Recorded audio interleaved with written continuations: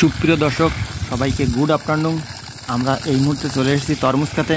এখানে আমার মেয়েরা তরমুজ খেতে জল দিচ্ছে, তা আমি সম্পূর্ণ তরমুজ খেতটা ঘুরে ঘুরে দেখাচ্ছি।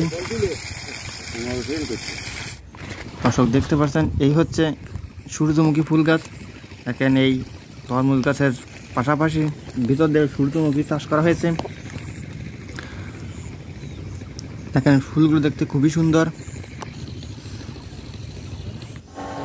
দর্শক দেখেন, এই আমার বিয়েরা এই সাইড দিয়ে এই ঔষধ দিচ্ছে তরমুজ খেতে। এটা হচ্ছে বাদাম গাছ, আর এর সাইডে আছে উস্তে গাছ।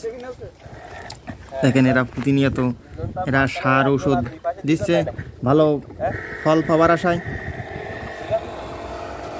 দর্শক, ভিডিওটি যদি ভালো লাগে থাকে তো সবাই একটি করে লাইক করবেন এবং কমেন্ট করে আপনাদের মতামত জানাবেন।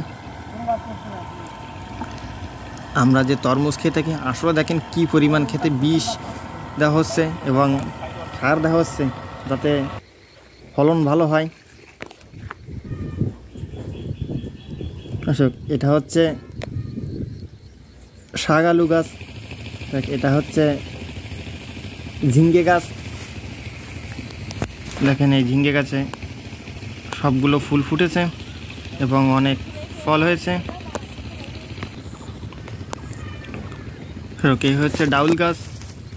আমি এই ক্ষেতের সম্পূর্ণ ঘুরে ঘুরে দেখাচ্ছি এখানে কি কি ফল গাছ আছে এবং এছাড়া কি কি শাকসবজি গাছ আছে। দর্শক দেখতে পাচ্ছেন, এই হচ্ছে চীনা বাদাম গাছ।